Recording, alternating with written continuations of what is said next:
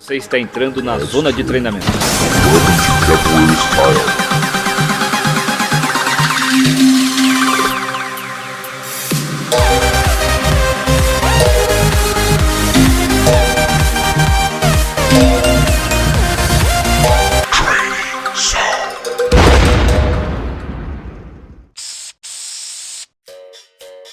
A ginga é a base de todos os golpes, movimentações e esquivas na capoeira. Uma boa ginga pode determinar o quão bom ou quão ruim será o seu desempenho. O artista marcial deve ter boas raízes, assim como uma grande árvore, para poder crescer cada vez mais e cada vez mais alto e dar bons frutos. Por isso, neste tutorial, eu vou te explicar a ginga de uma maneira muito mais profunda e técnica. A ginga é dividida em 3 posições que dividem a sua movimentação: posição de base, posição de paralela e novamente posição de base. Nesta imagem, onde tem uma foto minha em posição de base, vocês podem verificar que eu coloquei espalhadas pela imagem várias informações. Todas essas informações são cruciais para que se tenha uma boa posição de base e consequentemente uma boa ginga. Então vamos analisar a primeira coisa que é necessária para se ter uma boa base, que é a questão da postura. A minha postura ela deve ser uma postura não muito ereta, com o tronco levemente inclinado para frente. O peso deve ser dividido entre as pernas, os pés devem estar afastados de média a longa distância. As 2 pernas devem estar com os joelhos flexionados ou semiflexionados, dependendo da movimentação que eu esteja fazendo na minha ginga, de acordo com o meu jogo. E outras coisas importantes que se devem averiguar é que neste caso, por exemplo, como eu estou com a base direita, ou seja, pé direito atrás, o meu braço direito deve estar na posição de guarda. Esta é a guarda da frente, que é a guarda principal. Meu cotovelo e punho devem estar alinhados em linha horizontal, na altura do nariz, para que eu possa ter uma boa visibilidade. O pé da base, ele deve estar pisando com a sola no chão, a ponta da sola, não a sola toda, e apontado para frente, assim como o pé da frente. O joelho da base de trás, o pé que está na base, ele deve estar flexionado ou semiflexionado, como dito antes, e apontado para o solo, nunca apontado em diagonal para fora ou para a lateral. A perna da frente deve estar com a canela em uma linha de 90 graus na vertical, o que me ajuda a manter tanto o meu equilíbrio, quanto o balanço da ginga, quanto também facilita a minha movimentação. A guarda lateral deve estar fechada, protegendo o flanco, porque se eu estiver com este braço estendido para a lateral, ou como da maneira mais errada ainda, já visto por alguns capoeiristas, com o braço lá atrás nas costas, isso faz com que eu exponha totalmente essa minha lateral aqui, fazendo com que eu possa receber um golpe traumatizante, como por exemplo aqui nas costelas flutuantes. Então na próxima imagem que nós vamos verificar, nós vamos ver que há uma distância onde eu deixo o meu antebraço à frente do meu nariz e outras posições importantes dessa postura. Nesta imagem nós podemos verificar a mesma posição de base da imagem anterior, porém agora com uma vista lateral. Verificamos ainda que eu deixei aqui algumas das mesmas informações que estavam na imagem anterior, mas que são bastante pertinentes para que a gente possa ver de um ponto de vista melhor. Então aqui vocês vão verificar que a perna da frente, eu mantenho a minha canela exatamente num ângulo de 90 graus na vertical, O meu joelho da perna de trás, aqui no caso desta posição de ginga, eu estou com a perna semi-flexionada, mas não estendida, joelho apontado para o solo, e a ponta da sola na base, tocando o chão. Vale frisar que não se coloca os dedos somente no chão, é a ponta da sola. Também não encosto o calcanhar para não causar hiperextensão, problemas no tendão de Aquiles, problemas com posterior de coxa e panturrilhas. É importante que eu mantenha sempre a postura correta. Aqui também nós estamos vendo a guarda lateral fechada. Vocês verificam aqui que o flanco todo fica fechado, pois eu estou com a perna mais a guarda e mais a guarda principal na frente.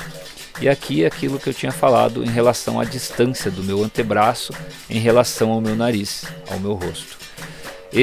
Essa distância de mais ou menos um palmo que eu coloquei aqui, né, é meramente figurativa, pois vai variar de pessoa para pessoa de acordo com o tamanho do braço, que corresponde à distância do ombro até o cotovelo.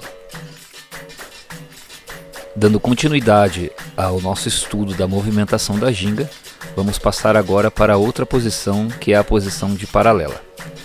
Analisando a imagem aqui comigo, vocês vão verificar que eu coloquei um monte de informações, mas realmente todas essas informações são muito importantes para que você tenha uma boa ginga e um bom tempo de resposta em ataque, defesa e movimentação.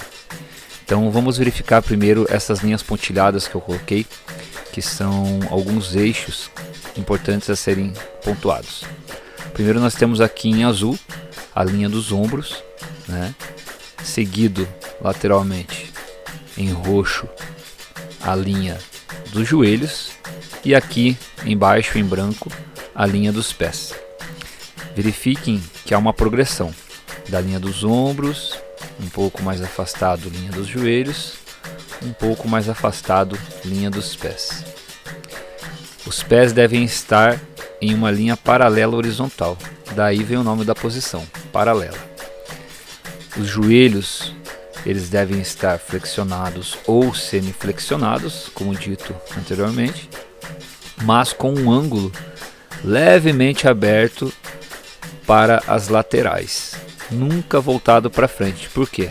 Quando eles ficam voltados para frente nesta posição, faz com que eu acabe forçando todos os ligamentos e os tendões da região do joelho, faz com que eu force demais toda a musculatura da parte interna da coxa e também a minha lombar.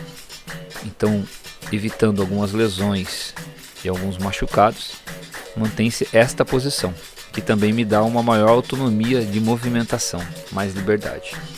Outra coisa importante, vamos ver agora a postura.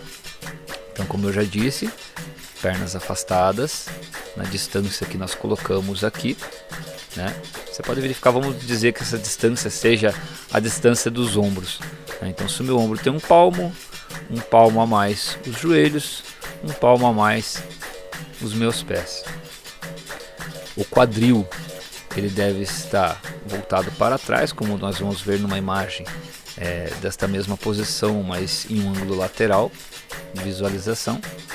O tronco levemente inclinado para frente, então quando eu saio da posição de base, que eu estava com a perna atrás, e venho para a posição de paralela, eu não fico em pé ereto, com as pernas estendidas, quadril alto, tórax alto, cabeça alta. Eu mantenho a mesma altura na minha ginga. E uma coisa importantíssima, eu tenho que manter a minha guarda, porque eu ainda estou me deslocando, no caso desta foto em relação à foto anterior, indo para a minha ginga e a base com a perna esquerda atrás. Então, enquanto eu estou me deslocando, eu mantenho esta guarda principal fechada, trocando a guarda apenas quando eu chegar em posição de base, nunca quando eu estou indo para a base ou passando pela paralela.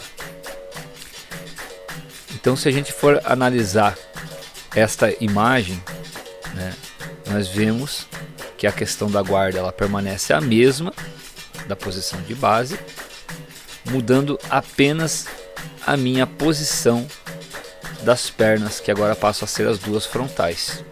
E aqui no centro, por último, mas não menos importante, aliás, um dos mais importantes, é o eixo de gravidade. Então, como falado anteriormente, eu não posso deixar o peso do corpo sobre uma das pernas apenas, né? Esse peso ele fica dividido, tá?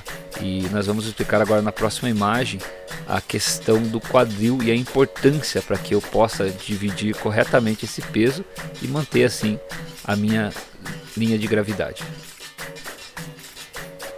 Olhando agora a mesma imagem, porém de uma vista lateral, nós poderemos entender melhor a questão dos quadris, né, do tronco e do eixo de gravidade. Então aqui verificando a posição, né, vamos ressaltar ainda, ó, vejam bem a posição do ângulo dos joelhos, né? Eu estou com as duas pernas flexionadas iguais, eu mantenho o meu tronco exatamente no meio, né, sem forçar o peso demais em uma das pernas apenas. O meu quadril ele é voltado para trás, o tronco levemente inclinado para frente, mantendo o meu eixo de gravidade, aonde ele passa exatamente pelo meio da minha região torácica, pelo início do meu abdômen, passando pela linha do joelho, terminando na linha central que divide a linha paralela dos dois pés. Outra coisa de extrema importância é verificar aqui também a questão das costas. A minha coluna tem que estar ereta, então não se pode forçar uma cifose torácica, assim como também não se deve forçar uma lordose lombar. Eu mantenho essa postura, quadril encaixado, voltado para trás, tronco levemente inclinado para frente, mantendo a guarda da movimentação, mas com a minha coluna ereta. Isso faz com que eu tenha uma movimentação mais leve, ao mesmo tempo mais firme, porque eu estou com o meu eixo de gravidade sendo trabalhado corretamente, o que facilita as minhas entradas, as minhas saídas, ataque, defesa e movimentações. Agora que nós já vimos mais profundamente as técnicas e também as posições corretas da ginga, você deve treiná-la diariamente, até que você consiga um resultado mais fluido e natural, sem movimentos robóticos ou mecânicos. E no nosso próximo tutorial nós vamos ver algumas variações, balanço e a expressão na ginga. Te vejo lá. E se você gostou do vídeo, senta o dedo no like, compartilha com seus amigos, se inscreve no canal e ative o sino de notificações.